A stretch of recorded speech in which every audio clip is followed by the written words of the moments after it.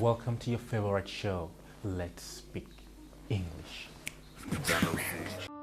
Европын бизнес ассамблийн олон улсын шийдвэр байгууллага өргөмжлөлд Монголын Royal Academy хамтран үзүүлж байна. Hello, you're welcome to your favorite TV show, Let's Speak English TV show, brought to you by Royal International Institute, courtesy of Royal HD TV. With me today on the show is a very seasoned, dynamic, smart, intelligent. You could put up different adjectives together to qualify this lady. She's not a person than Bulgan. So yeah, you're welcome to my show, Bulgan. Thank you so much. It's my pleasure to have a very dynamic, smart, intelligent woman like you on my show.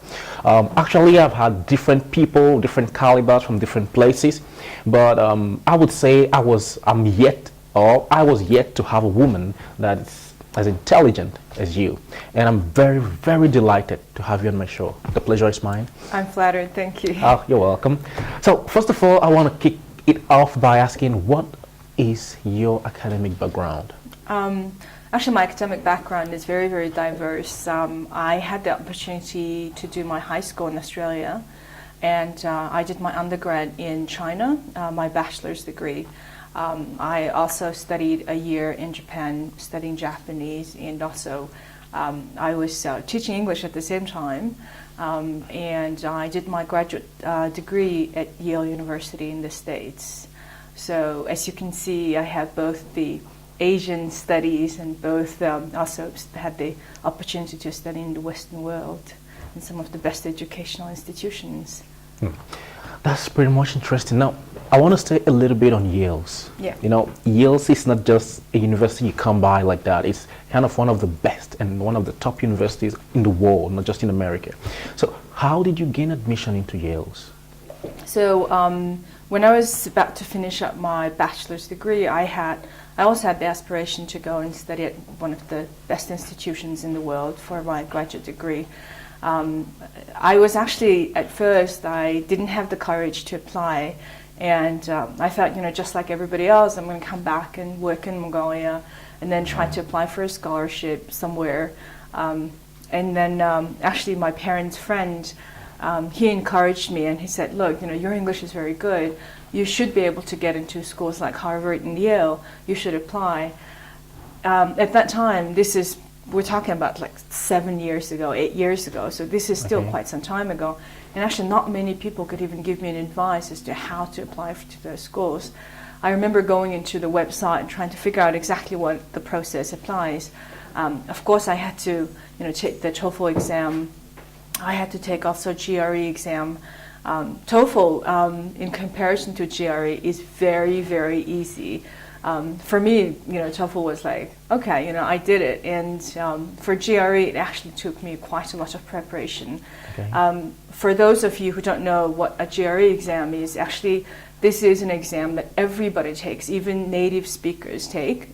So applicants from US also take this exam to get into graduate school. For those who are applying for an MBA degree, would have to take GMAT exam, right? Okay. So it has a bit more mathematics to it. For those, for instance, who are going to study medicine, for instance, would probably take a GRE exam that is a bit more intensive in terms of chemistry and biology. Okay. The math part is not very difficult, especially for Asians, because usually our studies are very math intensive. Yeah. But the English part is very, very difficult. English is my second language, and as good as my English was, I actually struggled trying to take the GRE exam. And first, when I took a look at the book, I was like, oh my God, I won't be able to pass it. But of course, this is something that comes by with practice. Mm-hmm. So I had the chance to prepare for a few months, 2 or 3 months. And usually the admission process is, the schools open up for admission around August. The deadline would probably be, the last deadline would probably be sometime around December. And usually the results come by in March. I applied for 2 schools. I actually took, looking at the list of the schools, the top schools, I was like Harvard, Yale, and then, you go down and then you have Duke, and I was like, Harvard is not going to accept me. So I actually didn't have the courage to apply.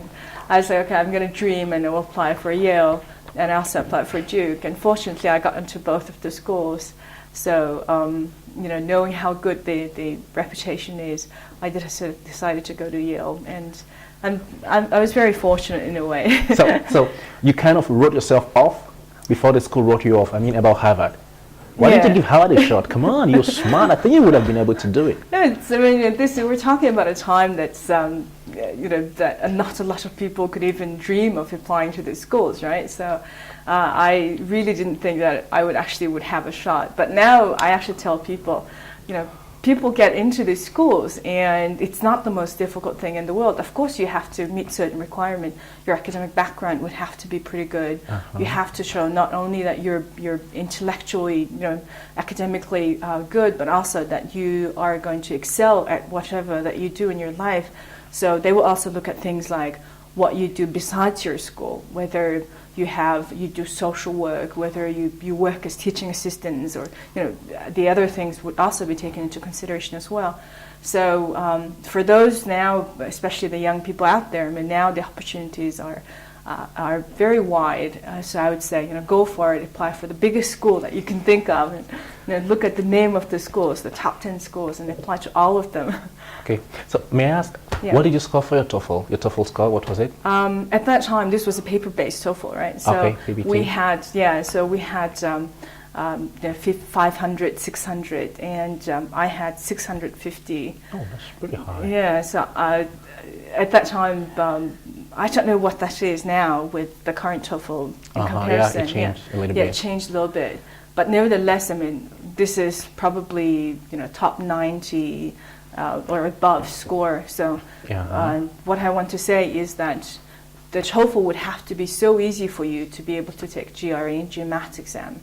So if you're now struggling with the TOEFL exam, that means you still need a long way to go with the GRE and GMAT. Okay, I just want to slow down a little bit because I'm going to squeeze you dry like an orange, I'll take all the juice you have inside you and I'll give to the viewers. Sure. Because I think you have a lot to give, not just to Mongolians, but to every person watching this show right now.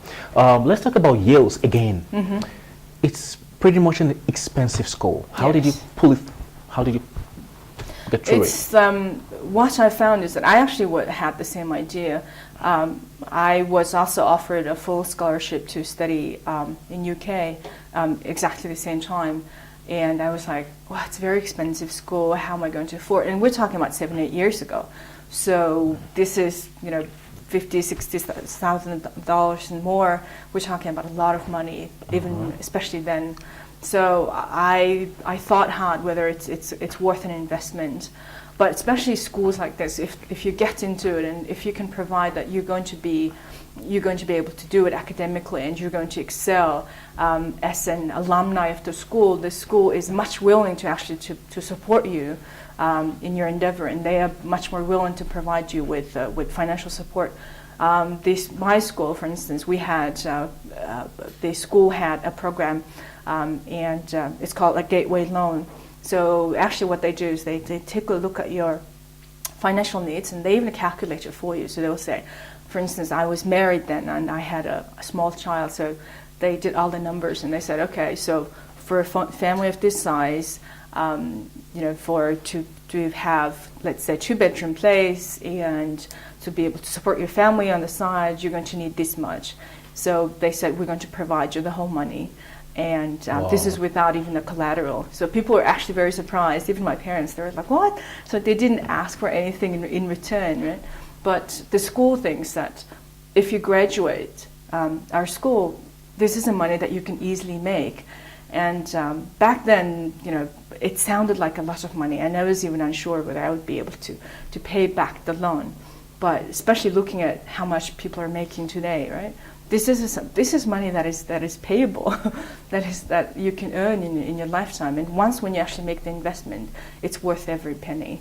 So I would advise, a lot of people that I know get easily discouraged by how much it costs. And to tell you the truth, for instance, 4 years bachelor's degree at Yale or Harvard is going to cost you $200,000 or more now, right? So but that doesn't mean that this is going to be a lifetime debt. Come on, now 200 grand here in Mongolia, you can buy an apartment, right? So that's so you have to think that if you can make the investment somehow, and if you can actually prove to the school that you're worth every penny, then once when you graduate, you're going to make much more than, several times more than what you have paid. And you're going to reap off the benefits of that 4 year for the next 40 years. So I would say go for it. Okay. Still talking about Yale's. Yes. You've been to different schools, so it means you have some experience, let's say, when it has to do with going to school and getting scholarships and getting admission. Do you have an idea of some scholarships Mongolian students could apply for, or that could help people who want to study abroad to pay their tuition fees? Yeah. Quite fortunately, when I was, for instance, studying in China, this was a China-Mongolia, government program, so it was ultimately the scholarship issue was resolved. But as soon as I got into Yale, I actually, the first thing I started thinking was, okay, how am I going to pay for it? Because it is a very expensive school. I even, reached out to Fulbright Scholarship, and they said it's a very, very expensive school. We don't know whether we can actually pay for that kind of school program. There are a lot of schools, there are a lot of programs that do offer scholarships, and sometimes this does depend from year to year. Sometimes, for instance, if the U.S. economy is down, the number of scholarships that are out there seems to decrease, and they're much more willing to provide the number of scholarship to their citizens rather than international students.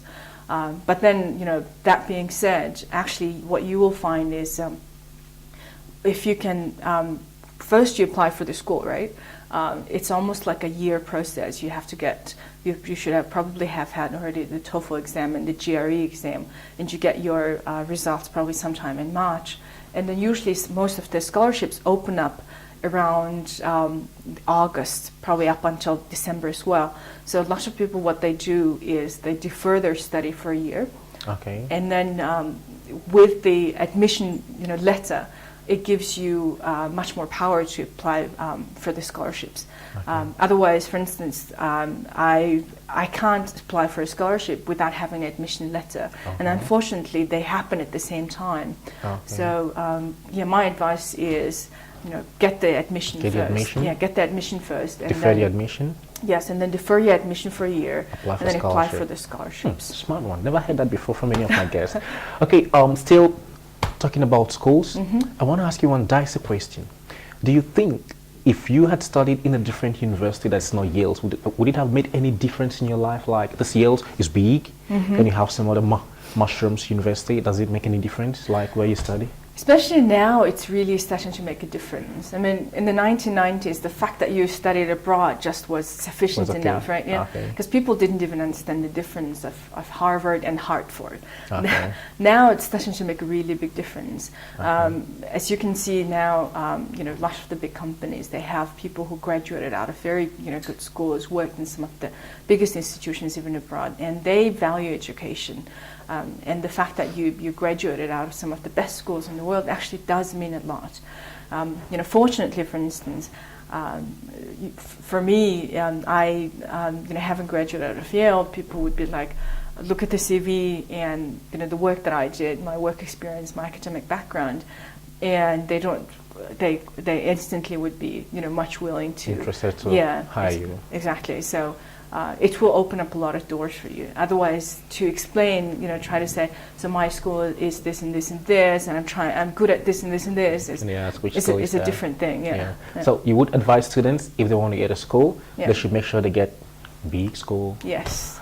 So I would say aim high, right? Aim high. Yeah. You have nothing to lose. I mean, and that's one of the greatest things. I mean, now you can put your application through DHL, and it's there, and you need about application form fee, $100 and something. Okay. DHL fee, about $100 and something more. So with $300, you can apply to a school. Okay. So if you're academic, of course your grades would have to be good, etc. So if you can meet those requirements, why not apply, right? And then the great thing is that they're also much more willing to hire minority students. So Mongolia, with only 2.something million people, we are not exactly trying to apply out of 1 billion Chinese. So that even makes it better, right? Okay. talking about English and studying abroad, you've been hampering on it. Oh, my English is pretty cool. I agree with you. You're perfectly right. It's pretty cool. Now, how did you attain this? How do you improve your English? Like, what's your secret? Well, actually, a lot of people say, is that because you lived abroad for so long? And to tell you the truth, it doesn't even come with living abroad. Yeah. I met with a lot of people who have lived abroad for a long time. And teaching English has been my part-time job throughout my student years. So, but it really does come with practice. English language is not my native language. My parents didn't speak English, fluently. So I had to better myself throughout the years. Usually, of course, what I tell everybody who wants to learn English is you have to figure out a way that you learn English. For me, it was especially when I was preparing for my GRE exam. I had a little kid who was only a month old then, so I had to pick up. I had to figure out a way that it doesn't require me sitting behind a desk for a long time.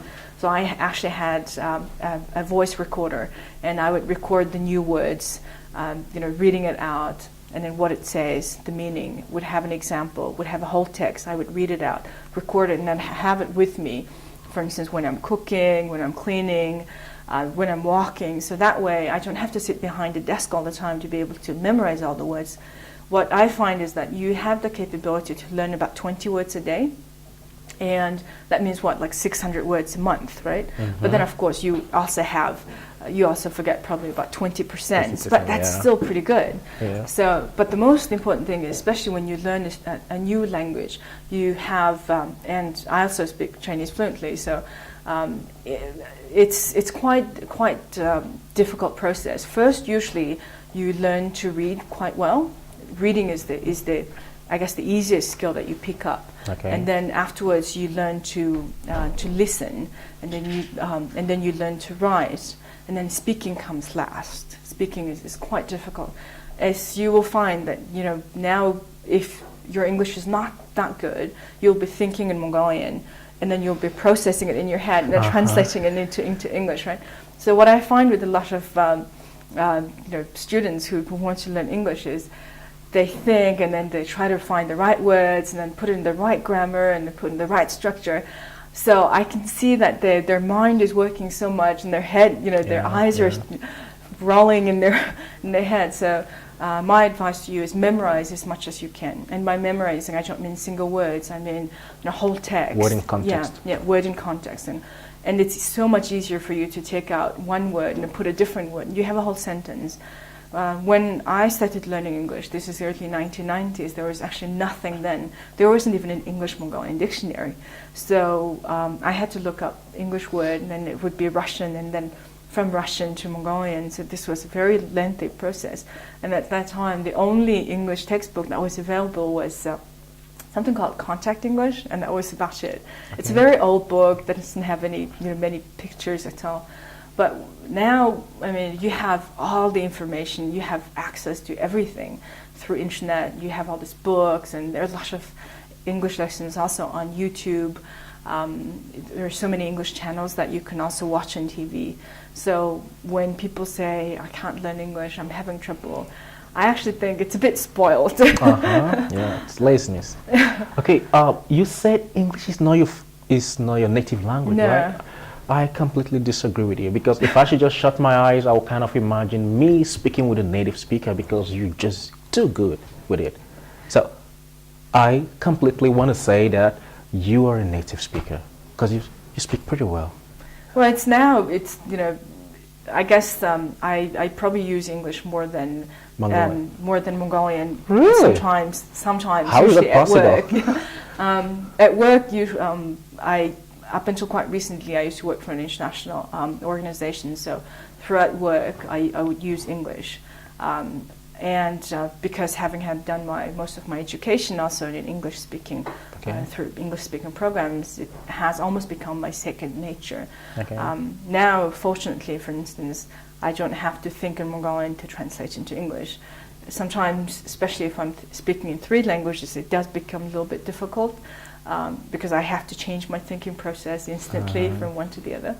But nevertheless, I mean, this is not something that cannot be mastered. Fortunately, I mean, as I said, teaching English was my part-time job as a student. So I had students from Korea, from China, from Japan, and I can tell you right away that Mongolian just naturally would have a very flair for languages. It's just Mongolian language is so difficult itself that it's quite easy for us to capture and be able to pronounce. I think other languages. I know that people speak Chinese just like a Chinese do, without not having been able to be noticed that you're actually an not Chinese. Be able to learn Russian, be able to learn English so well. Okay. So I'm going to leave this school issue a little bit right now. Yeah, I want sure. to come down into your private life a little bit. So Sure. what's your job profile? So I work as a director of business development at Petrovis, Okay. which is the largest petroleum importation and distribution company in the country. Okay. I have been, after I finished Yale, I actually worked as a consultant for World Bank projects, mostly implemented in developing countries. So I worked in some of the most interesting places that you can think of, like Palestine and East Timor, and traveled to like Africa. And my parents were like, "Why can't you get a job that you fly to London once in a while?" But I find it very interesting, and that has, in a way, opened up my eyes a whole lot. And now I see a country's development and its people, contribution to its country's development. I value it much more. Haven't seen the differences that actually that makes. So what has been your greatest challenge so far? I have to say, working, studying at Yale after having had a little kid was very, very difficult. I was newly married. I had a kid who was not even a year old, and I had to, leave them behind to go to Yale. And at that time, my parents were saying, we wouldn't have let you go if it wasn't for Yale. Oh. And I don't think I would have had the courage to go also. So it was not only the time in the States, not only was it, academically it was very challenging, but it was also, emotionally it was very draining to be away from my husband and my little kid. Okay, talking about your husband is so interesting to me, and I guess the viewers would like to hear some things about it. But I'm going to keep you on the hold. And after the short break, we'll be right back, and it will still be with me and Bulgan in the studio. Stay tuned, don't go anywhere. I'll be right back with you. Let's Speak English TV show. Thanks for watching. Stay tuned.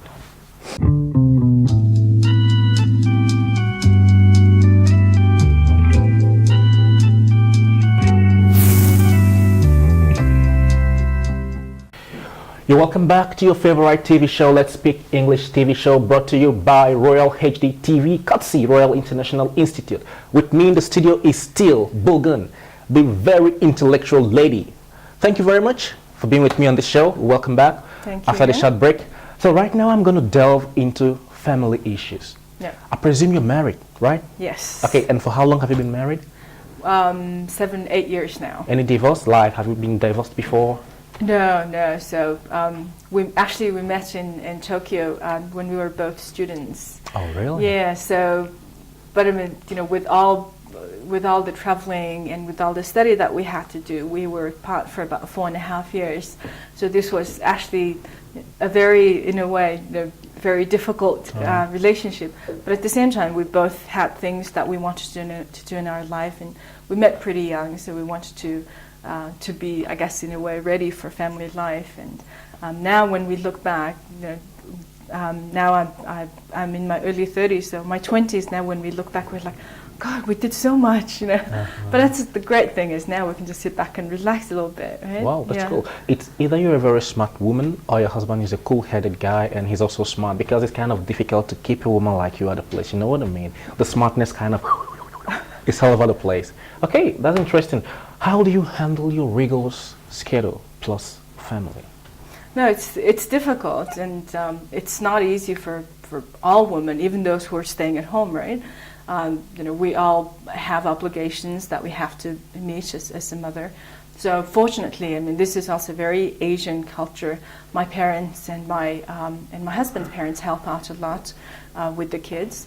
At the same time, you know, we also have great nannies who also help us out. Okay. And there's almost like a whole big team that is working behind the scene to make it all look really, really easier for me. Okay. But that doesn't mean that, you know, things come easy, and I don't take things for granted. I don't have, to tell you the truth, especially now, my youngest son, baby is about 1.5 years. So that means I have to, as soon as the work is done, I have to get home. I can't be, in a way, especially at this stage of my life, I can't be probably as aggressive as I would like. And this is the time that I want to enjoy a little bit, because I missed that first year and first few years of my daughter, who's now 7. So this time with my son, I want to enjoy it a little bit, and you know, enjoy seeing him, you know, taking his first walk, and enjoy seeing him saying his first words. Okay.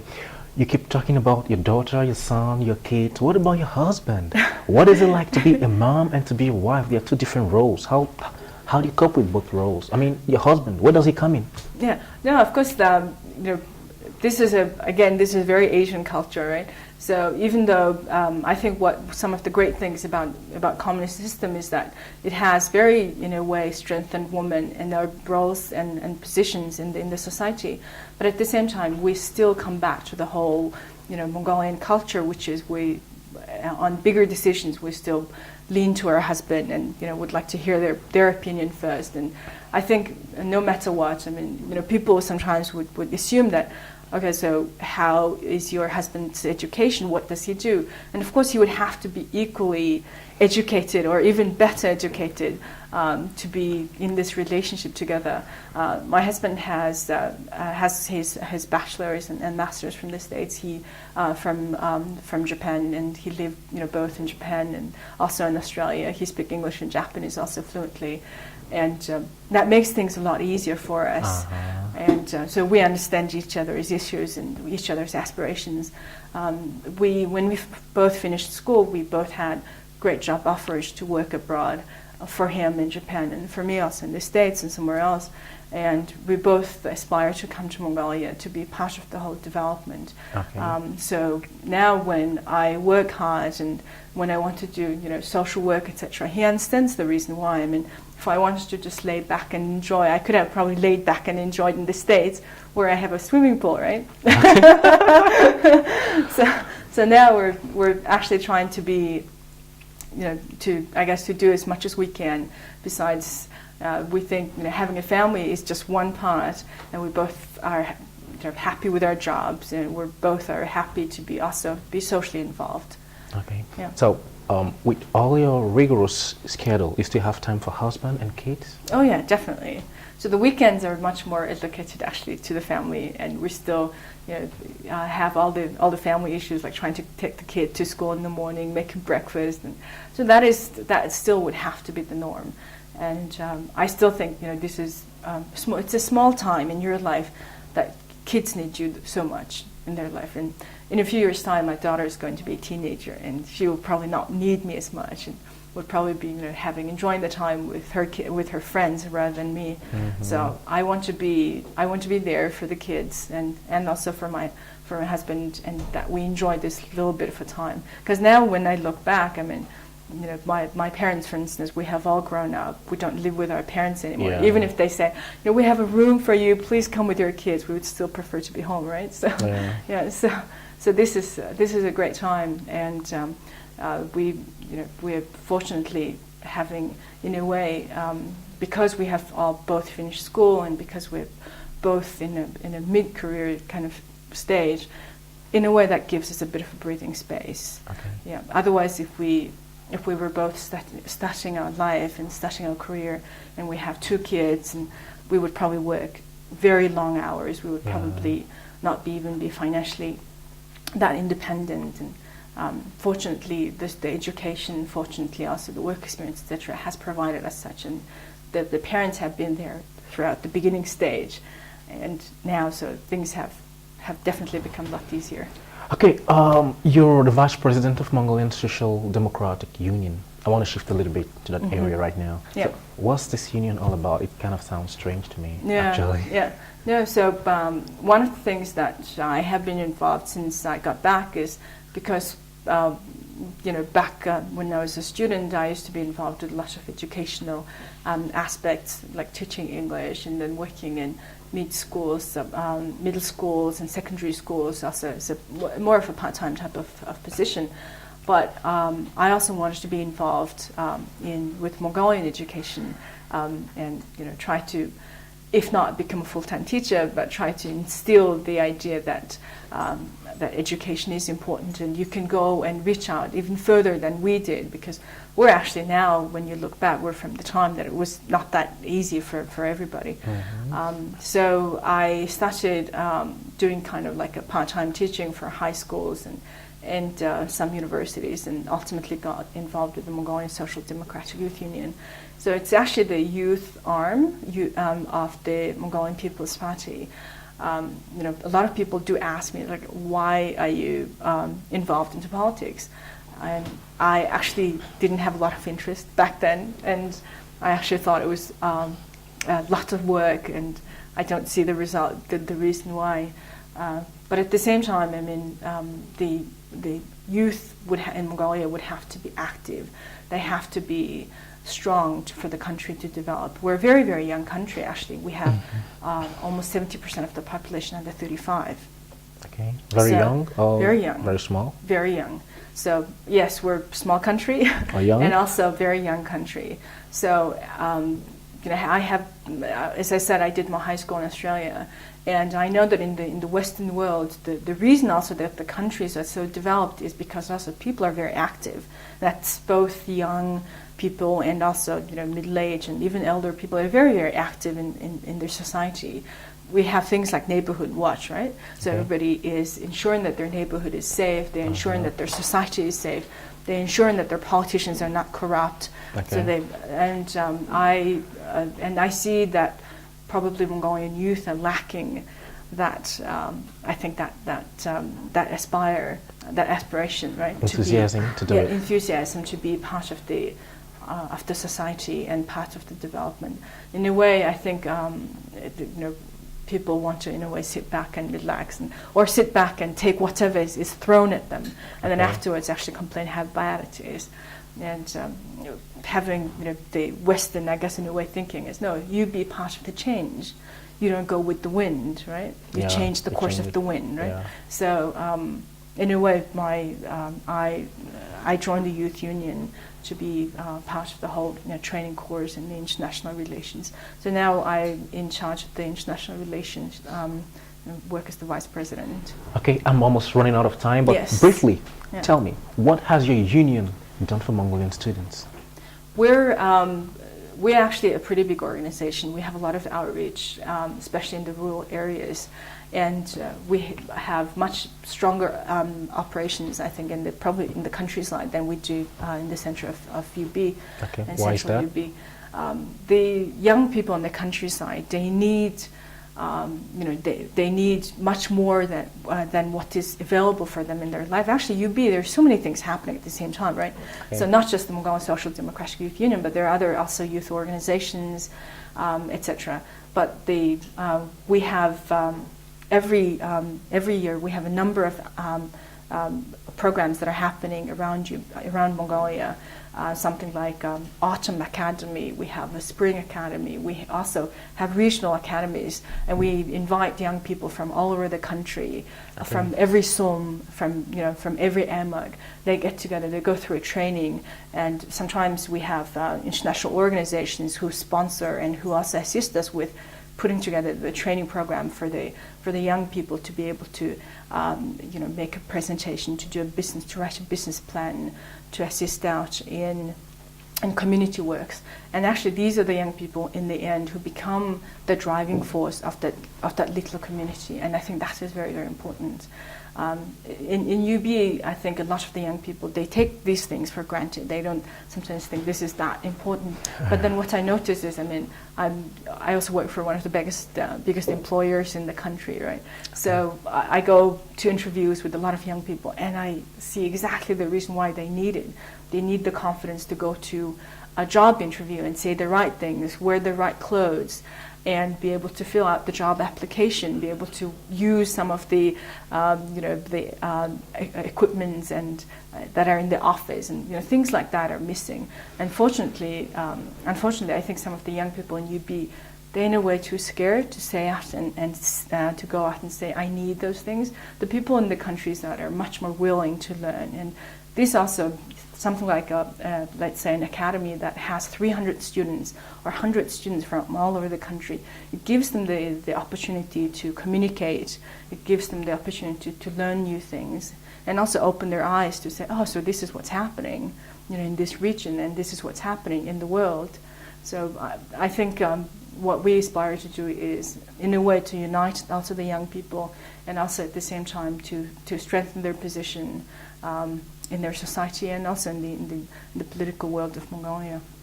Well, I think your generation is blessed to have you, because you're giving a lot to them, and that's pretty cool. You said something about politics. I don't feel so comfortable talking about politics, but I'm going to try to scratch it a little bit. So what's your next line of action in politics now? Well, I still have my doubts from day to day, because I know that this is a very big undertaking, and a lot of people ask me, like, what's my end goal in all of this, because you can't go into politics blindly. But all I want to do is, I have a pretty good job, and I'm pretty happy with it. I have a nice family, I'm pretty happy with it. So, but at the same time, it can't all be just about me and me being happy, right? And one of the things that I've learned is, like Tony Blair, he's the former Prime Minister of UK, right? His son was studying at Yale, and he graduated the same time as I did. He was in another class. And Tony Blair came to our graduation ceremony, and he made the speech. And he said, having graduated from this school, I guess you should be waking up every morning, not thinking about just yourself, but what you can do for the community and for your country. And because you have the ability and you have the opportunity to do better than that, just about you and yourself. So I guess in a way, having heard that speech, I was like, wow, you're right. Me and myself and my happiness is a small thing, but if I could probably just make a difference in one person's life, that would be great. So for me, it's more about making a difference and trying to contribute as much as I can. As I said, if I wanted to live just a happy life, I could have lived that somewhere else. So it's not about the Benjamin? No, not really. At all? Not really, no. Okay. I wish in a way, by the time my kids are older, they don't have to worry about their kids living in the pollution and their kids not being able to afford to go to school, those kind of things. I wish Mongolians would give you the opportunity to really give back to them, politically wise, what they've given to you somehow. Martin Luther King, before he died, he once said, I have a dream that a black man would someday become the president of America. Do you have such dream for Mongolia? For a woman to become the president? Now, I do. This year, we have seen that we had a candidate, right, for the president, a female candidate for the president, yes. Okay. From the Mongolian People's Republic Party, Ms. Sotvo, who's now the Minister of Health. So a few years before, probably not. But again, at the same time, we are a culture that actually gender equality is quite good, in comparison to many other Asian countries. I see that in a few years' time, things will be, women would be much more involved in politics, and women would have the chance to run for a very strong candidate, would be a very strong candidate for president. So you think there are some chances a woman might become a president someday in Mongolia? Yes. Okay. If it can happen in an Arabic country, it can happen here. Okay, I wish your dream comes true someday. Yes. And I would be happy to see you being a female president. It's possible. Impossibility That's a long is shot. nothing. Thank you very much for being on my show. I really feel flattered to have you on my show. Oh, thank you so because much. you're what I call a brain box. Thank you. I would be delighted to have you back again sometime for something more interesting. Definitely. Thank you very much for watching us today. It is your favorite TV show, Let's Speak English, brought to you by Royal HD TV, courtesy Royal International Institute. We will be here again, same time, same station, next week to bring you something more interesting. Remember, I'm always here to blow your mind. Stay tuned. Come back again. I'll be waiting for you. Thanks for watching. See you soon. Same station, same time, same place.